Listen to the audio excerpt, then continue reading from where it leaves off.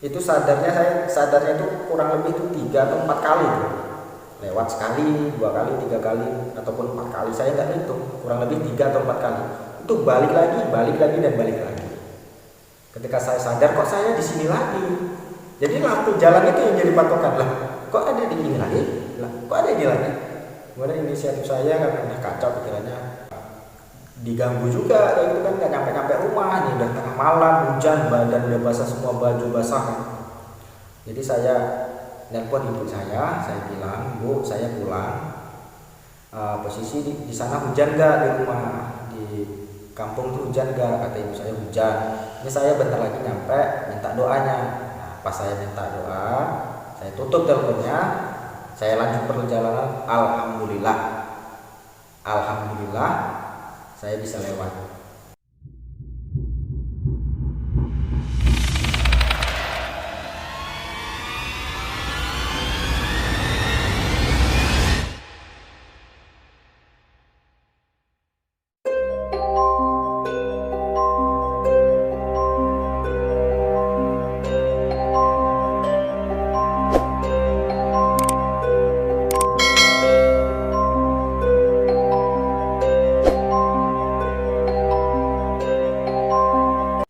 Assalamualaikum warahmatullahi wabarakatuh. Kembali lagi bersama saya di channel Aura Mistis. Bagaimana kabar sahabat-sahabatku semua? Semoga sehat selalu, lancar rezeki, dan dijauhkan dari hal-hal yang tidak diinginkan. Dan kita semua selalu dan senantiasa dilindungi oleh Yang Maha Kuasa. Pada kesempatan malam hari ini, saya ingin berbagi cerita pengalaman saya sendiri, yang mana ini berbau horor maupun mistis.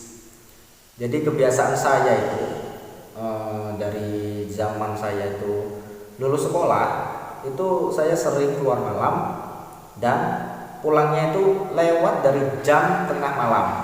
Karena kebiasaan saya ini pulangnya larut-larut malam, jadi adalah sedikit-sedikit cerita pengalaman saya merasakan ataupun ditampakkan penampakan. Jadi ini suatu ketika itu tengah malam, kurang lebih jam 2, itu saya main ke rumah teman saya. Jadi jarak dari rumah saya ke teman saya itu 30 menit. Ya tahu sendirilah, di video kemarin tuh saya pernah bilang ataupun saya ceritakan, kalau saya ingin pergi main ke kota dan pergi kemana saja itu selalu melewati hutan-hutan. Jadi rumah saya ini di ujung, jauh dari kota. Jadi masih melewati kebun-kebun ataupun hutan.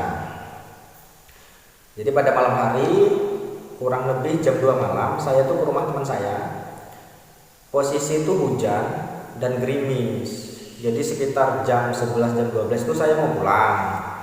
Nah, karena cuacanya hujan, jadi saya menunggulah hingga hujan itu reda. Kurang lebih itu jam 2 malam. Jadi pas jam 2 malam itu saya sendiri rasanya itu males untuk pulang. Karena udah dingin, hujan baru reda, kan awalnya dingin. Karena dingin itu jadi males. Tapi rasanya itu kalau nggak pulang itu lain. Jadi kalau saya main, mau jam berapapun itu, saya tetap pulang. Mau jam 2, jam 3, jam 4, saya harus pulang. Karena biasanya tuh saya pagi-pagi berangkat kerja. Jadi waktu itu karena saya itu males mengendarai motor, jadi saya minta tolong teman saya untuk ikut bersama saya pulang ke rumah saya. Jadi saya ajak ke rumah saya itu maksudnya nginap di rumah saya. Kemudian pagi-pagi waktu saya kerja, saya kan ke kota kerjanya, dan rumah teman saya ini di kota juga, jadi sekalian pagi-pagi. Jadi teman saya itu maulah saya ajak untuk pulang bersama saya. Hujan udah reda, malam udah pukul 2, bukan malam lagi, nah itu udah masuk pagi kan. Jadi jam 2 malam itu pulang saya bersama teman saya. Jadi teman saya di depan, saya di belakang. Ketika di pertengahan perjalanan, di tengah-tengah antara rumah saya dan rumah teman saya, jadi di tengah-tengah nih. Kalau 30 menit jaraknya mungkin udah 15 menit. Itu saya berhenti.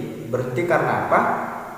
Saya tuh mencium aroma bau kembang. Kalau nggak salah itu aromanya khas kembang melati. Jadi saya berhenti, saya mencium aroma itu. Saya suruh teman saya berhenti karena saya sekalian mau pakai jaket saya, karena udah dingin saya pakailah jaket saya. Itu mencium aroma melati. Dan nggak lama dari itu, kurang lebih jaraknya itu 20 meter, kurang lebih itu 20 meter. Itu jadi kalau kita melihat sesuatu dari jarak 20 meter itu masih agak jelas, masih terlihat lah. Itu saya melihat sosok perempuan, bisa jadi itu kuntilanak. Itu nyebrang jalan di aspal dari arah kiri nyebrang ke kanan. Dia tuh berhenti di kanan itu, di aspal sebelah kanan itu berhenti. Jadi saya pikir itu hanya halusinasi saya. Jadi saya tanya teman saya, kamu nyium aroma melati nggak? Teman saya pun menyium, tercium juga aromanya. Jadi saya, wah ini kayaknya bukan halusinasi, soalnya teman saya pun mencium aroma melatinya. Saya tunjuk kuntilanaknya, saya tanya teman saya, kamu lihat itu nggak? Dan teman saya pun lihat juga.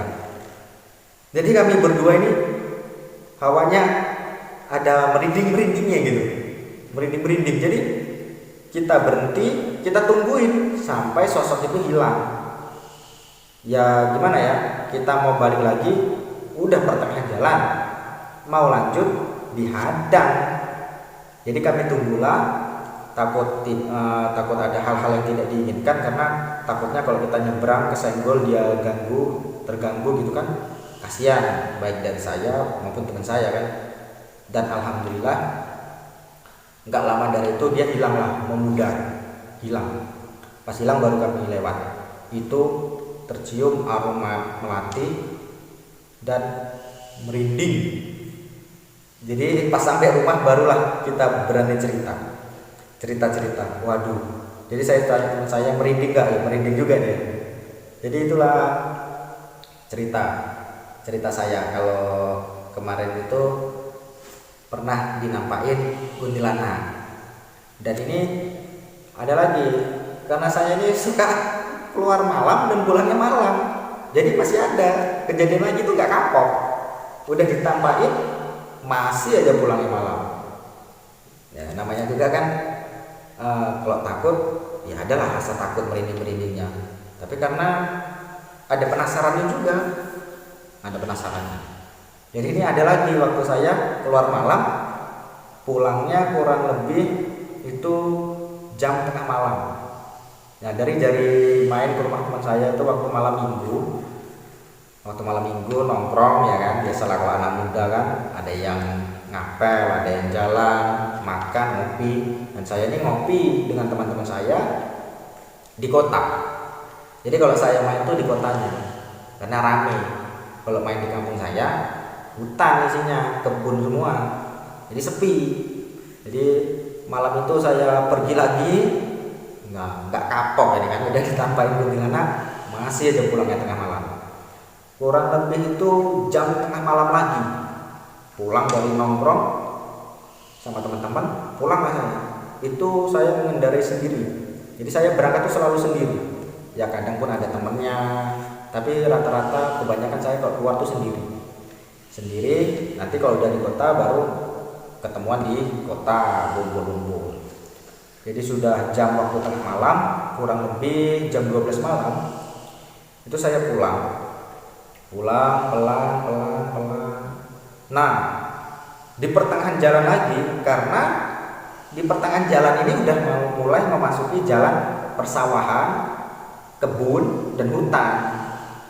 Jadi jalan pas mau masuk ke sawah-sawah itu masih ada rumah tuh, masih ada rumah-rumah tapi udah sedikit. karena udah jarang-jarang. Itu tuh sekilas saya kira itu bintang pindah. Kan ada tuh teman-teman semua itu pernah dengar kan, kayak kalau ada orang bintang-bintang pindah, bintang jatuh biasanya kan ribet kayak gitu kan. Saya kira itu sama bintang pindah, warnanya merah. Nah, dari jauh tuh kelihatan seperti bintang jatuh, masih cuek ya. Saya lewat lagi jalan, nah itu dia terbang di atas saya, itu saya lihat nggak sangat jelas. Itu tuh ada hitam-hitam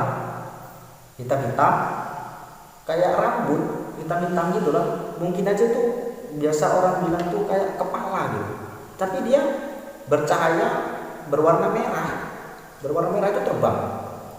Jadi saya pelan, saya tengok kan, sampai saya benar-benar jelas tengok. Itu nggak jelas objeknya itu terbang, dan itu singgahlah dia di satu rumah. Nah, rumah ini nih ada pohon besar. Jadi cahaya merah itu yang kemungkinan itu bisa jadi itu kepala yang ada organnya itu, Nah, cuman saya itu nggak sangat jelas itu kepala atau bukan, tapi yang sangat jelas itu saya melihat cahaya warna merah kayak api, bola-bola api. Jadi dia terbanglah, nyebrang dari arah kanan, saya motor dari arah kanan.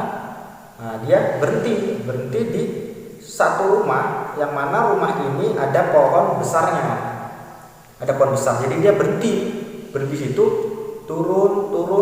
Tepatlah saya berkendara di depan rumah tersebut. Saya pelan, itu saya nggak berhenti, saya pelan. Kemudian dia itu cahaya merahnya itu turun. Saya lihatlah di rumah tersebut, di samping rumahnya itu ada, kalau orang dulu itu ari-ari bayi. Jadi kalau ari-ari bayi orang melahirkan kan ada ari-arinya itu dikubur di samping rumah, di belakang ataupun di depan rumah itu dikasih lampu kuning kayak lampu ayam gitu kan. Nah, jadi pas dia turun saya lihatlah rumah tersebut ada ari-ari bayinya. Nah, jadi teman-teman bisa simpulin sendiri lah tujuan dia apa kan gimana. Saya pun kurang tahu. Cuman itu cerita yang saya lihat, pengalaman saya. Jadi pas turun hilang, nah saya lihat di samping rumah itu ada ari-ari bayi. Itu saya udah merinding, udah ngeri, takutnya dikejar, mana saya sendiri tengah malam lewat hutan kan. Jadi saya pulang lah, saya cuekin karena udah merinding kan, udah hawanya udah nggak enak gitu, udah pusing mual, biasa lah, mana dingin tengah malam sendiri, takut ada apa-apa ya saya pulang. Besoknya saya berangkat main, besoknya hari Minggu kan, itu malam Minggu, hari Minggu pagi saya diajak teman saya pergi main pagi itu berangkat. Saya ingat-ingat kembali kejadian malam itu, nggak nemuin rumah yang ada di depan rumahnya tuh ada ari-ari. Ya kemungkinan karena siang hari lampunya dimatikan, jadi ke saya nggak terlihat. Nah, kemudian itu kan saya pulang itu sekitar maghrib pulang. Karena kenapa saya nunggu maghrib? Karena saya masih penasaran rumah yang disinggahin oleh cahaya merah tadi yang ada ari-ari bayi. Jadi sengaja saya itu pulangnya maghrib, siapa tahu saya ketemu rumahnya, ari-arinya ada kan. Biasanya kalau malam kan udah mulai dihidupkan itu kalau mulai maghrib. Pas di lokasi itu di dekat sawah, mau masuk sawah, itu tuh saya pelan, saya lihat rumah itu sebelah kiri karena rumah itu malam itu kalau nggak salah seingat saya itu sebelah kiri. Saya lewatin, saya ingat-ingat, tetap nggak ketemu rumahnya yang ada ari-arinya, tetap nggak ketemu. Nah, itu pengalaman yang saya tuh masih jadi tanda tanya sampai sekarang itu, nggak ketemu rumahnya yang ada ari-arinya. Padahal malam itu saya lihat memang ada ari-arinya, ini udah nggak ada lagi. Jadi menurut teman-teman itu apa? Itu apa yang terbang bercahaya merah? Itu tujuannya apa? Mungkin teman-teman tahu ataupun pernah mengalaminya, ya bisalah nanti ditulis di kolom komentar itu apa kira-kira. Dan ini ada lagi nih, masih gak kapok, keluar malam lagi, pulangnya tengah malam, keluar lagi. Nah ini lagi musim-musimnya nonton bola. Biasalah kalau kita kan hobi bola, nonton bola, mana jam bola ini, jam tayang bola ini pasti tengah malam, kebanyakan tengah malam. Itu saya sengaja nonton karena di rumah saya itu nggak dapet siaran bolanya, itu nggak dapet. Jadi saya nonton di rumah teman saya yang ada dapat channel bola. Nah itu kurang lebih jam tengah malam, itu kurang lebih jam 2 kalau nggak salah itu. Jam 2 saya nonton. Setelah nonton itu yang namanya kita begadang, ya kan, melek malam itu merasakan lapar. Jadi ya, nonton bola tengah malam itu sering lapar saya.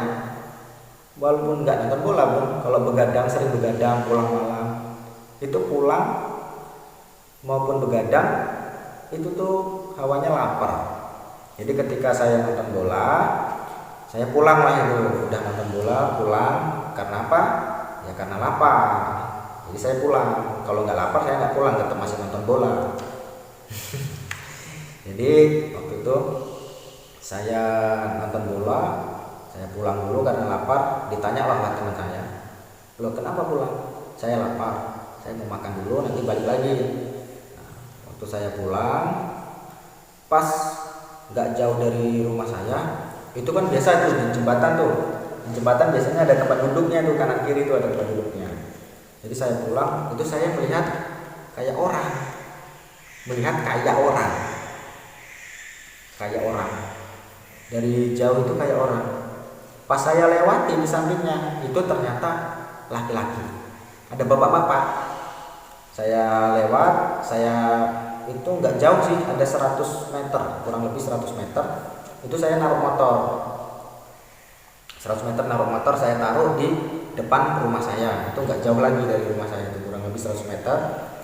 Nah, saya taruh motor, saya balik lagi. Itulah bodohnya saya.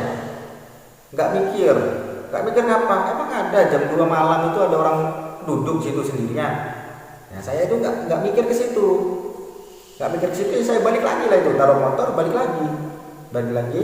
Cuman waktu saya lewatin laki-laki ini, bapak-bapak ini, dia ngadepnya nyamping. Jadi saya nggak sangat jelas. Tapi yang saya jelasnya itu adalah bapak-bapak. Ketika saya taruh motor, saya balik lagi, saya tanya.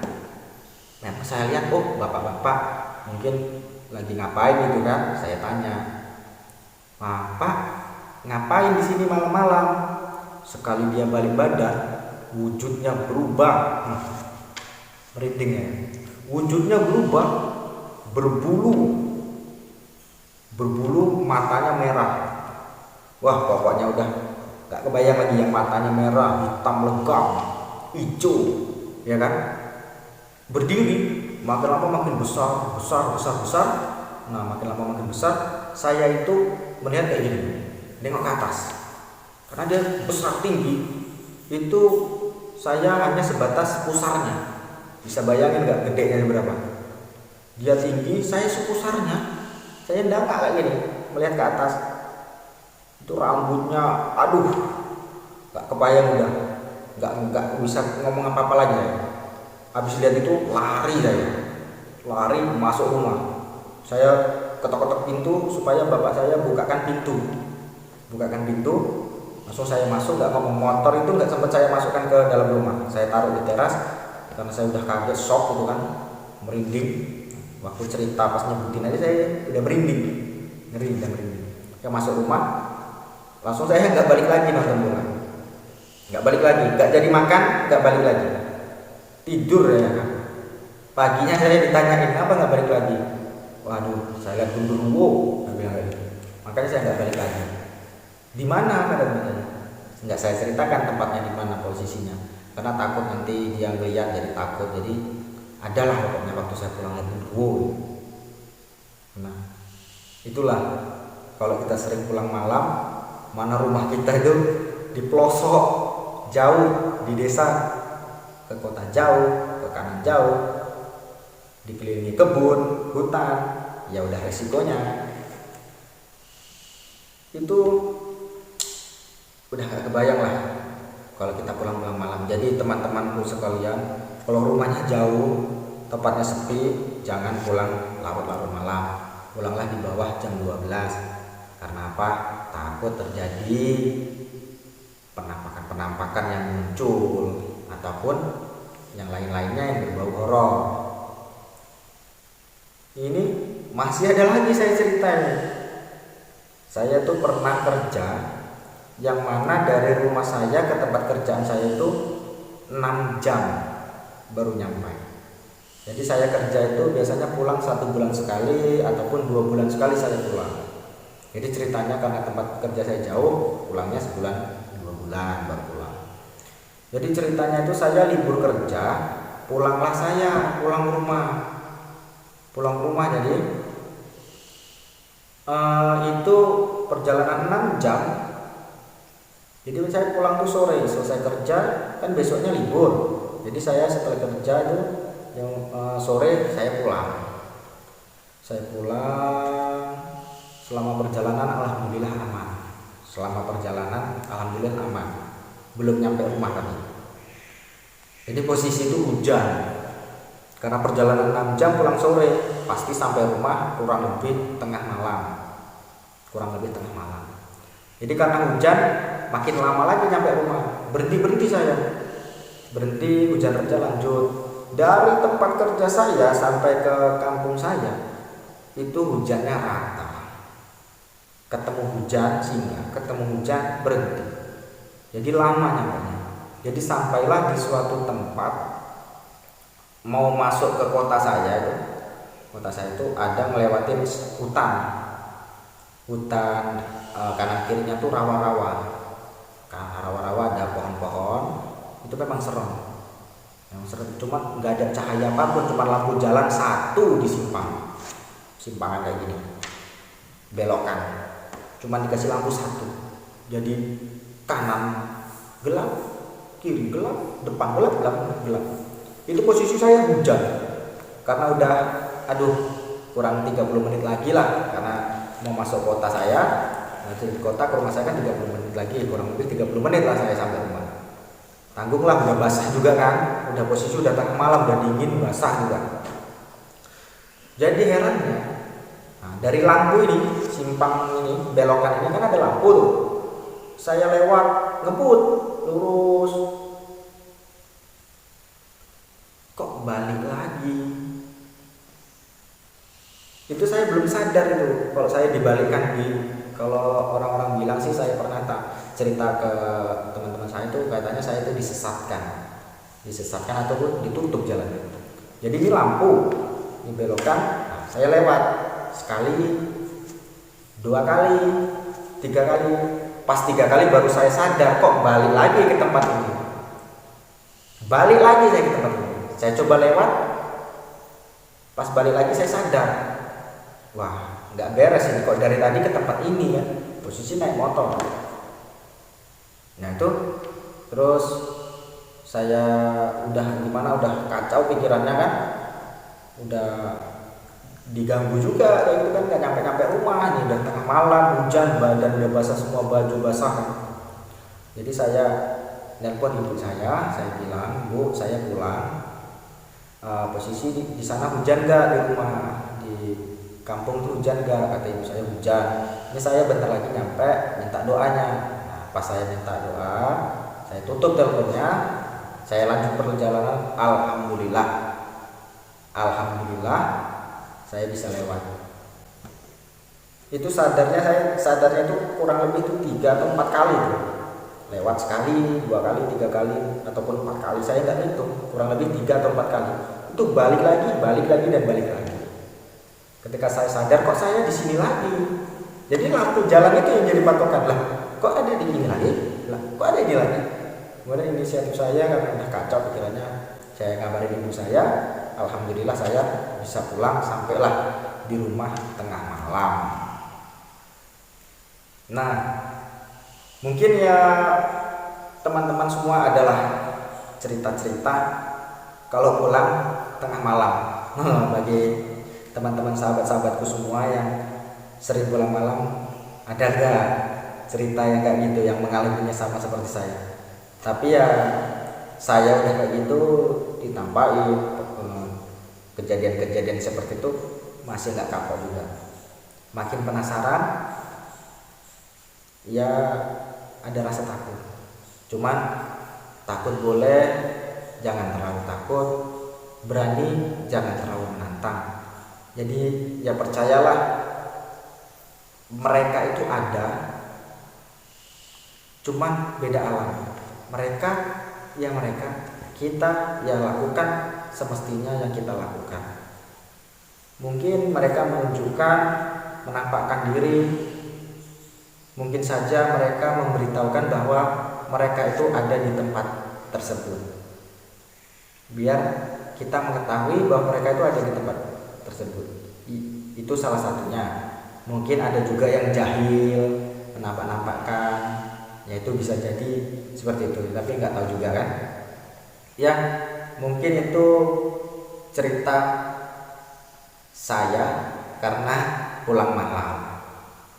Ya mudah-mudahan teman-teman semua yang sering pulang malam aman, tidak diganggu oleh hal-hal, dinampak-nampakin oleh hal-hal yang berbau goib, dinampak-nampakkan sesuatu ataupun kejadian-kejadian horor. Mudah-mudahan teman-teman yang sering pulang malam aman semua. Ya itu mungkin cerita saya menurut mengingat cerita itu saya nggak tahu, cerita itu saya nggak tahu kenapa kalau mau cerita itu agak gimana gitu ya, merinding. Jadi saya cerita itu dari tadi itu merinding, nggak tahu kenapa. Ya mungkin saja kita cerita dia merasakan. Ya mudah-mudahan kita dilindungi oleh Yang Maha Kuasa. Mungkin itu menurut versi saya, seingat saya, pengalaman yang terjadi karena saya pulang malam.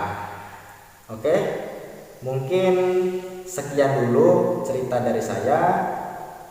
Yang bagus, yang baik diambil, yang jelek dibuang saja. Jangan lupa tetap berdoa, minta perlindungan, semoga kita dijauhkan dari hal-hal yang seperti mistis, gaib, ataupun penampakan-penampakan. Selalu berdoa, semoga kita dijauhkan dari hal-hal negatif. Mungkin sekian dari saya. Assalamualaikum warahmatullahi wabarakatuh.